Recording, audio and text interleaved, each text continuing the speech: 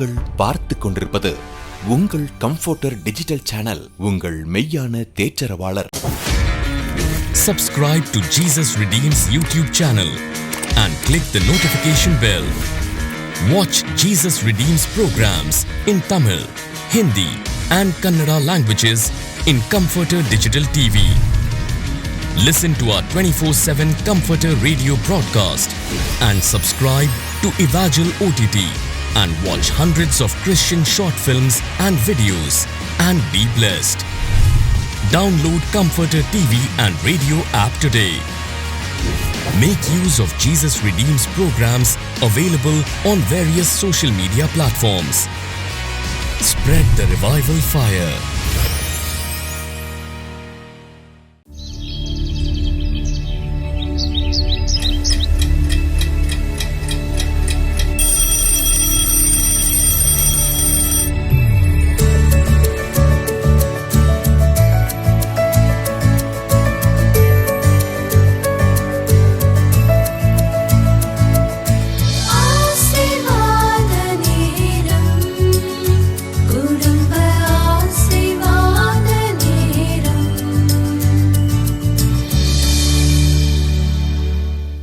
பிரியமானவர்களே, இயேசு கிறிஸ்துவின் நாமத்தில் உங்களுடைய குடும்பத்தில் எல்லாருக்கும் அன்பின் வாழ்த்துக்கள். முக்கியமாய் கிறிஸ்துமஸின் நல் வாழ்த்துக்கள். நான் சொன்னல, டிசம்பர் முதல் நாள் வந்துட்டாலே கிறிஸ்துமஸ் மாதத்துக்குள்ளே நுழைஞ்சிட்டோம். இப்போ கிறிஸ்துமஸ் நெருங்கி விட்டாரு. இன்னும் ஒரு வாரம் தான் இருக்குது. குட்டி பிள்ளைகள் ரொம்ப சந்தோஷமாக இருக்காங்க, பண்டிகை அப்படின்லாம் சொல்லி. அதுக்கிடையில் எக்ஸாம் வேறு வச்சிடுறாங்க. இல்லை, எக்ஸாம் எழுதுறீங்களா? Half yearly exam. அதான் பெரிய தலைவலியாக இருக்குது. அங்கள் குட்டி பிள்ளைகள் கேட்டால் எப்போ முடியும்னு தெரில. பண்டிகை சந்தோஷத்தெல்லாம் கெடுத்துறது. பரவாயில்ல, பண்டிகை சந்தோஷன்றது புது ட்ரெஸ் போடுறதுலையோ கேக்கு வெட்டுறதுல இல்லை. ஏசப்பா நம்ம கூட இருக்கிறாங்கன்னா அதான் பண்டிகை சந்தோஷம். அதுக்காக புது ட்ரெஸ்லாம் போடக்கூடாது என்பதல்ல. வீட்டெல்லாம் டெக்கரேட் பண்ணியிருக்கீங்களா? ஸ்டார் தொங்க விட்டுருக்கீங்களா? அவங்க வீட்டில் உங்களுக்கு என்ன முடியுமோ அதில் ட்ரெஸ் வாங்குங்க, அலங்காரம் பண்ணுங்க, எல்லாம் செய்யுங்க. அதே சமயத்தில் நான் சொன்ன மாதிரி ஒரு ஏழை குடும்பம், விதவைகள், தாய் தப்பன் எல்லாரும், குழந்தைகள் உள்ள குடும்பம், அல்லது சில கணவன்மார்கள் பாதிக்கப்பட்டு வேலைக்கு போக முடியாமல் மரணப்படுக்கையில் இருப்பாங்க. அது மாதிரி ஒரு குடும்பத்தை கண்டுபிடிங்க. உங்கள் தெருவில், பக்கத்து தெருவில், கிராமத்தில் இருப்பாங்க. அவங்களுக்கு ட்ரெஸ் வாங்கி கொடுத்து உங்களுக்கு விருந்துக்கு கூப்பிட்டு கிறிஸ்மஸ் அன்றைக்கு உங்கள் வீட்டில் விருந்து செய்து நீங்கள் சாப்பிட்ற அந்த சாப்பாட்டை அவங்களுக்கு பகிர்ந்து கொள்ளுங்க, ஷேர் பண்ணுங்கள். உங்கள் கூட ஈக்குவலாக உட்காந்து சாப்பிட்ற மாதிரி பண்ணி அவங்களுக்கு ஒரு கிஃப்ட் கொடுத்து இயேசு உங்களையும் நேசிக்கிறார்னு சொல்லி அனுப்புங்க. இயேசு அதை பார்த்து சந்தோஷப்படுவார். இதான் உண்மையாக பண்டிகை கொண்டாடுகிற அந்த முறை என்ற ஆண்டவுடைய மகிழ்ச்சி உண்டாகும்.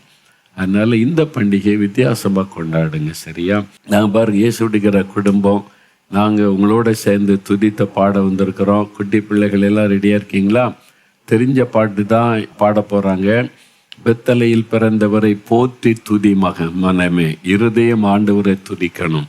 ஏழ்மை கோலம் எடுத்து வந்த ஆண்டவரை துதித்து பாட போகிறோம். சேர்ந்து பாடலாமா? கைத்தட்டி பாடுவோம்.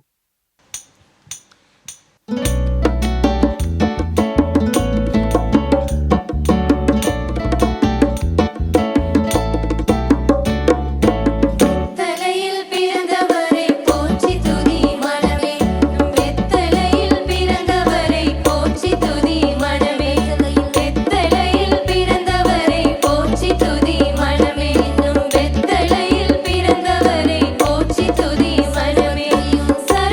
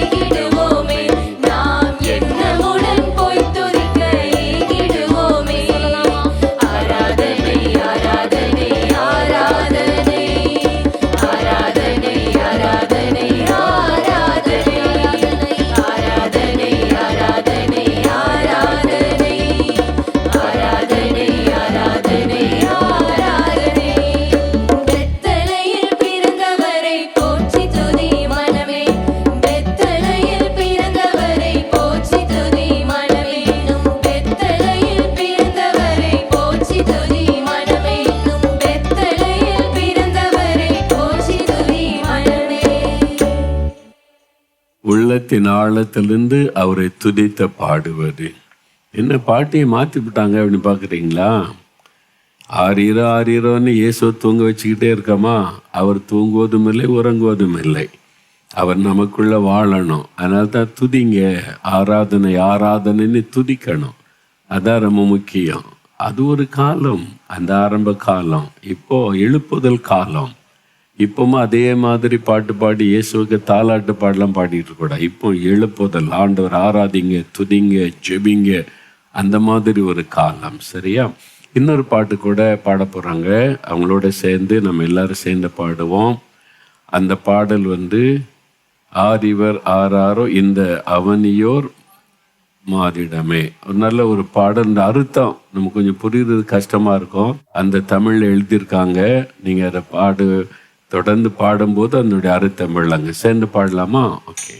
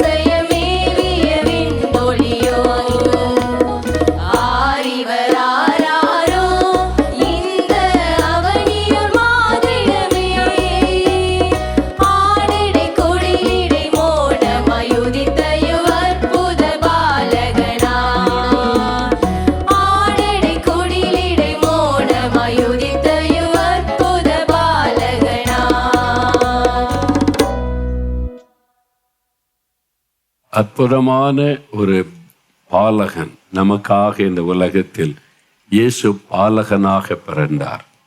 நமக்கு ஒரு குமாரன் கொடுக்கப்பட்டார்.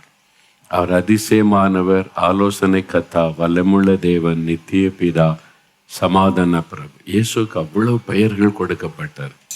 ஒவ்வொரு பெயரும் அவருடைய அன்பை, அவருடைய குணத்தை, அவருடைய ஆசீர்வாதத்தை நமக்கு வெளிப்படுத்துகிற ஒரு பெயர்கள் தான். அந்த பெயரை சொன்னாலே ஒரு ஆசீர்வாதம் உண்டாகும்.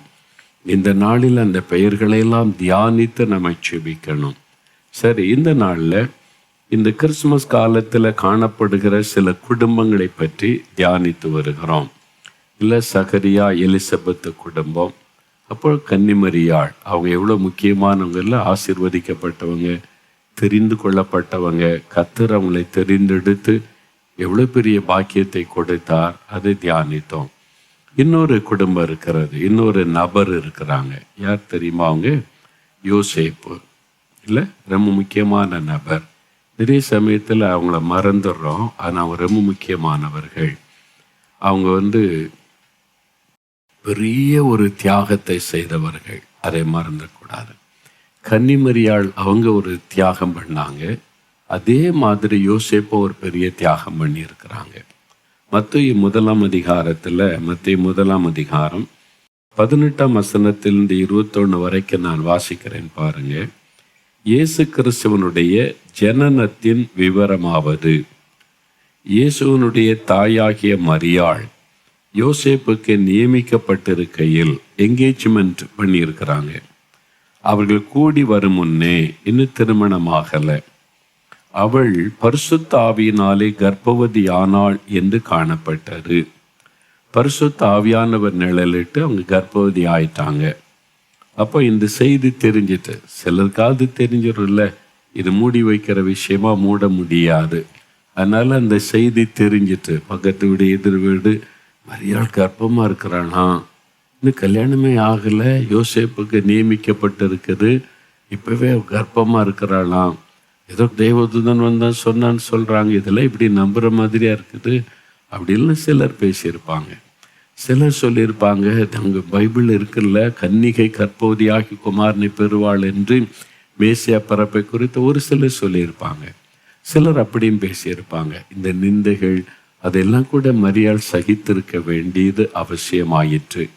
இப்போ யோசேப்புக்கு செய்தி போயிட்டு, அவள் புருஷனாகிய யோசேப்பு நீதிமானாக இருந்து அவளை அவமானப்படுத்த மனதில்லாமல் ரகசியமாய் அவளை தள்ளிவிட யோசனையாயிருந்தான்.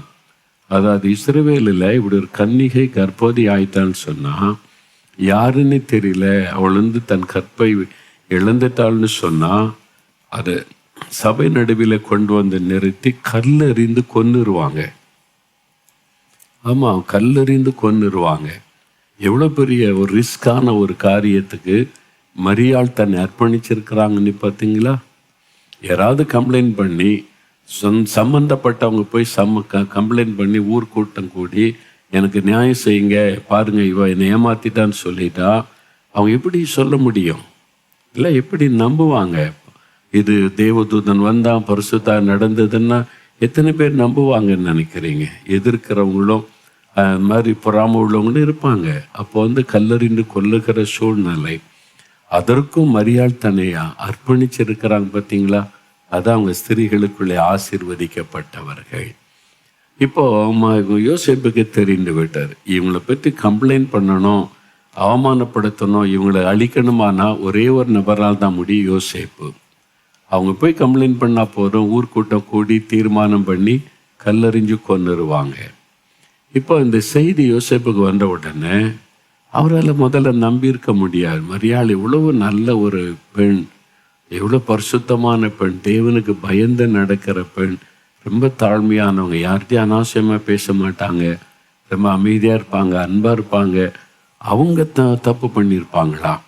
இவருக்குள்ள ஒரு யோசனை, குழப்பம். அப்போ ஏன்னா இது உண்மைன்னு நிரூபிக்கிற மாதிரி காரியம் நடக்குது, அவங்க கர்ப்பமாக இருக்கிறது உண்மை, அது தெரிஞ்சிட்டு அப்புறம் எப்படி நம்பவும் முடியல, நம்பாவும் இருக்க முடியல. யோசேப்பு ஒரு பெரிய கலக்கத்தில்.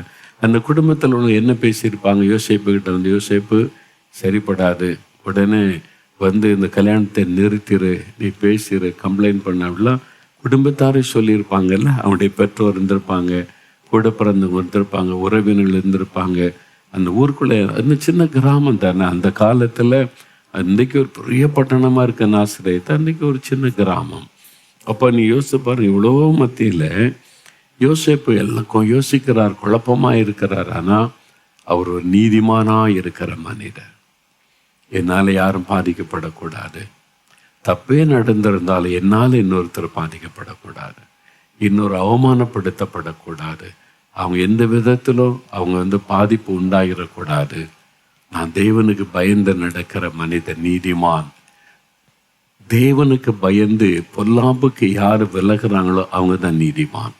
யோசிப்பு பார்த்தீங்களா, நீதிமானாக இருந்து அவளை அவமானப்படுத்த மனதில்லாமல் நல்ல ஒரு இருதயம் கொண்டவர். ஒருவேளை தப்பே நடந்திருந்தாலும் என்ன இன்னும் அவருக்கு திட்டமாக தெரியல, தப்பு நடந்துச்சா இல்லையா, ஆனால் கர்ப்பமாக இருக்கிறது கன்ஃபார்ம் ஆயிட்டு, எப்படி குழப்பானா நான் அவளை அவமானப்படுத்த மனதில்லாமல் நல்ல இருதயம். இன்னொருத்தரை நான் அவமானப்படுத்தக்கூடாது. இன்னைக்கு அதெல்லாம் பாருங்க, மற்றவங்களை அவமானப்படுத்தி பணம் சம்பாதிக்கிறவங்க பெருகிட்ட ஒரு காலம்.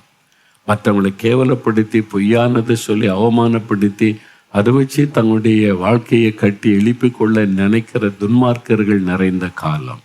அப்பவும் அப்படிப்பட்ட ஆட்கள் இருந்திருப்பாங்க. ஆனால் யோசேப்பு பாருங்க, அவர் ஒரு நீதிமான், தேவனுக்கு பயந்து நடக்கிறவர்.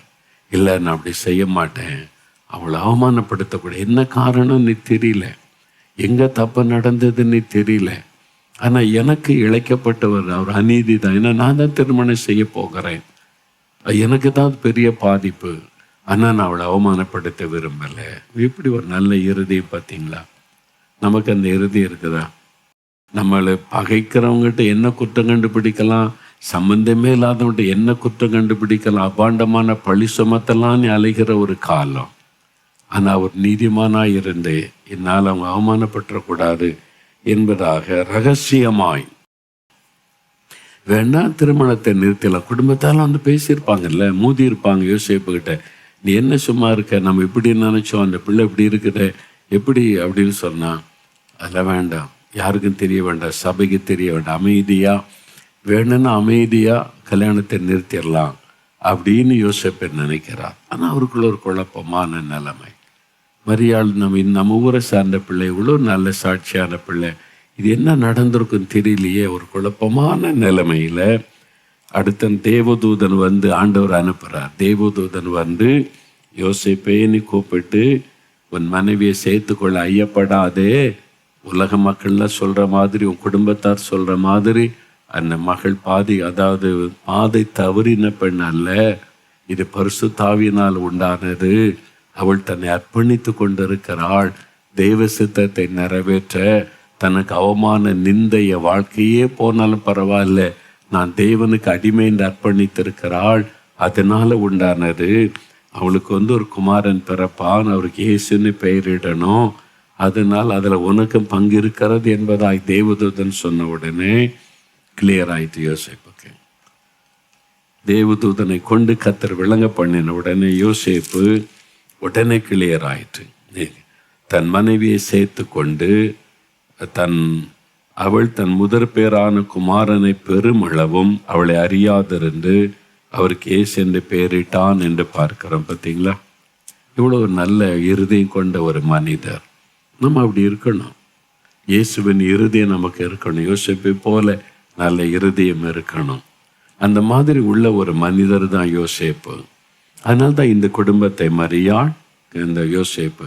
அது மாத்திரம் இல்லை, இப்போ வந்து ஒரு நிந்தை அவமான பாடுகளை ஏற்றுக்கொள்ளுகிறது மாத்திரம் அல்ல. இப்போ அதே டைமில் வந்து நீங்கள் குடிமதிப்பு எழுதுறதுக்கு பெத்லகேமுக்கு போகணும் செய்தி வருது. இங்கேருந்து அங்கே போனேன்னா சாதாரண விஷயம் இல்லை. அதுவும் நிறைமாத ஒரு கர்ப்பிணியை கூட்டிக்கிட்டு, அந்த காலத்தில் பஸ்ஸு கிடையாது, ட்ரெயின் கிடையாது, வாகனம் சில கோவேறு கழுதையில் கூட்டிகிட்டு போவாங்க, நடந்து தான் போகணும். மரியாளை அவங்க அழைச்சிட்டு போய் தனியாக அவர் எவ்வளோ பாடுகளை மரியாள் அவங்களோட சேர்ந்து பட்டிருக்கிறார் தெரியுமா? இயேசு இந்த உலகத்தில் வருவதற்கு, ரட்சிப்பு உண்டாவதற்கு இந்த யோசேப்புடைய பங்களிப்பு ரொம்ப பெரியது. அவர் தன்னை பாடுகளுக்கு அர்ப்பணித்து கொண்டார், நிந்தைகளுக்கு அர்ப்பணித்து கொண்டார், உபத்திரவத்திற்கு அர்ப்பணித்து கொண்டார். மரியாளை அழைச்சிட்டு போகணும், சத்திரத்தை இடமில்லை, என்ன செய்யறதுன்னு தெரியல, மாட்டை தொழுவத்தில் தான் இடம், அதுக்கும் பரவாயில்லை, பாடுகளை சகிக்கிற ஒரு இறுதி யோசேப்புக்குள்ள இருந்தார். இவ குழந்தை பிறந்துட்டு ஏரோது சொல்கிறான் குழந்தைகளெல்லாம் கொல்லணும். தேவதூதன் சொல்கிறான் யோசேப்பை எலும்பு குழந்தை எடுத்துக்கொண்டு எருசலேமுக்கு நீ வந்து எகிப்துக்கு போ, ஒரு நாட்டை விட்டு இன்னொரு நாட்டுக்கு போக சொல்கிறார் ஆண்டவர். என்ன ஆண்டவரை, நீங்கள் சொல்லித்தான் நான் இதெல்லாம் சம்மதிச்சேன், எனக்கு குடும்பம் இருக்குது, பிஸ்னஸுக்கு, அதெல்லாம் விட்டுட்டு எகிப்துக்கு போக சொன்னால் அது விளையாட்டு காரியம். இங்கேருந்து போகணுன்னா எகிப்துக்கு அங்கே யாரையுமே எனக்கு தெரியாது, என்னை ஏற்றுக்கொள்ள யாருமே கிடையாது, எப்படி போகிறது? ஒன்றும் பேசலை. சரி ஆண்டவரே, கீழ்ப்படுகிற ஒரு இறுதி யோசேப்புக்கு பாருங்க, கீழ்ப்படிதலுடைய யோசேப்புக்கு எகிப்தில் அவரை ஏற்றுக்கொள்ள யாருமே கிடையாது. ஆண்டவர் சொல்கிறார், நான் போகிறேன். கீழ்ப்படிந்து தன் மனைவி குழந்தையை அவங்க கொண்டுகிட்டு எகிப்துக்கு போகிறாங்க, அங்கே தங்கி இருக்கிறாங்க.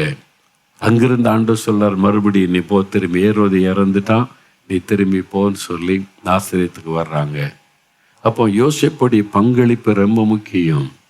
அது நிறைய எழுதப்படல, சொல்லப்படவில்லை. ஆனா மறைவாயிருக்கிற பல காரியத்தை நம்ம அறிந்து கொள்ளணும். அப்போ யோசேப்பு என்கிற அந்த தேவ மனிதர், அவர் ஒரு நீதிமான், தேவனுக்கு பயந்து நடக்கிறவர், யாரையும் அவமானப்படுத்த விரும்பாத நல்ல இருதயம் கொண்டவர், ஆண்டவருக்காக பாடுகளை சகிக்க அர்ப்பணித்து கொண்டவர்.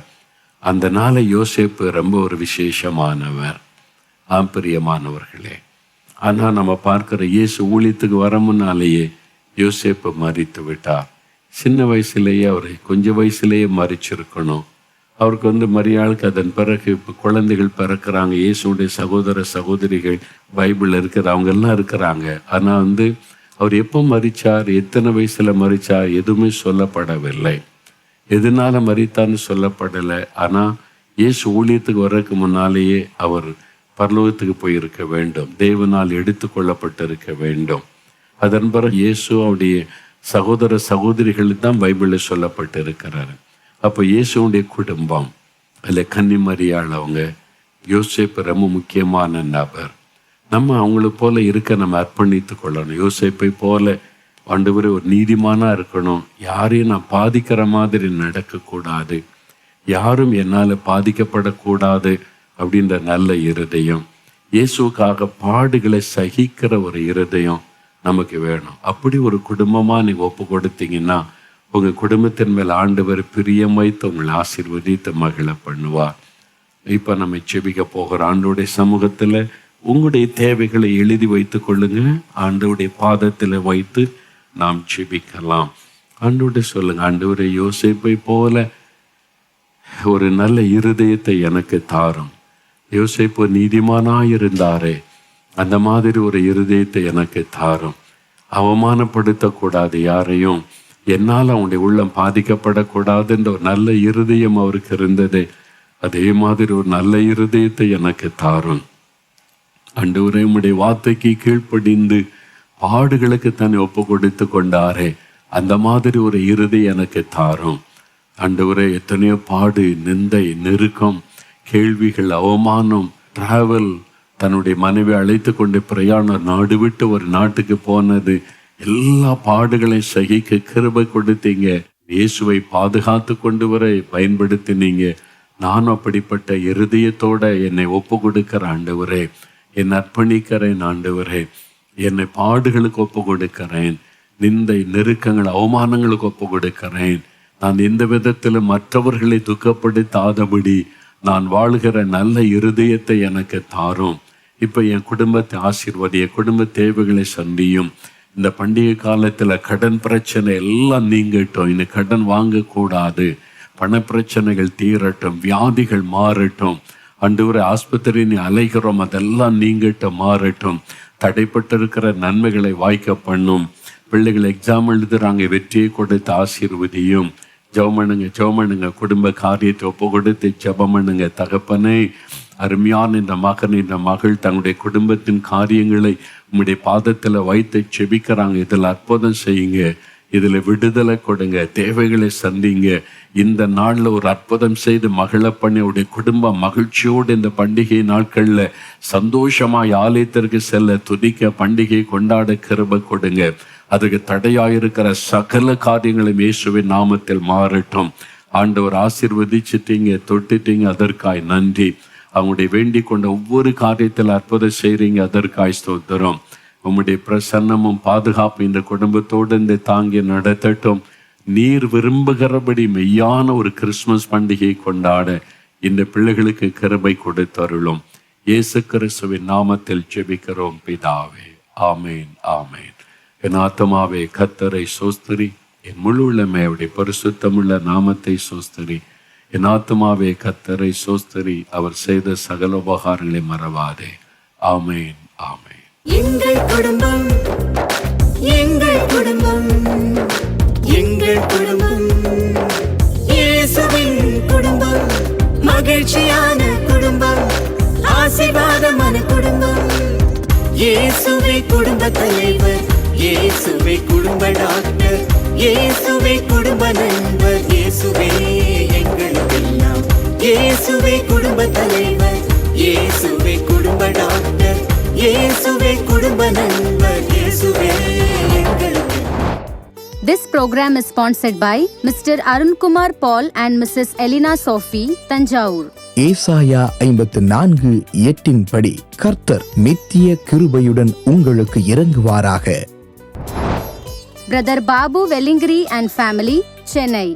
ஆதியாகமம் 15:1 படி நீங்கள் பயப்படாதிருங்கள், கர்த்தர் உங்களுக்கு மகா பெரிய பலனுமாய் இருப்பாராக. Brother Jones and family, Bangalore. உபாகமம் 3:22 படி உங்கள் தேவனாகிய கர்த்தர்தாமே உங்களுக்காக யுத்தம் பண்ணுவாராக. Brother Reynold and family, Tiruchirappalli. 1 Samuel 12:16 படி கர்த்தர் உங்கள் கண்களுக்கு முன்பாக செய்யும் பெரிய காரியத்தை நின்று பாருங்கள். அன்பானவர்களே, நீங்களும் தொலைக்காட்சி ஊழிய பங்காளராகிட தொடர்பு கொள்ள வேண்டிய தொலைபேசி எண் 9942224661. இமெயில் முகவரி partners@jesusredeems.org. God bless you.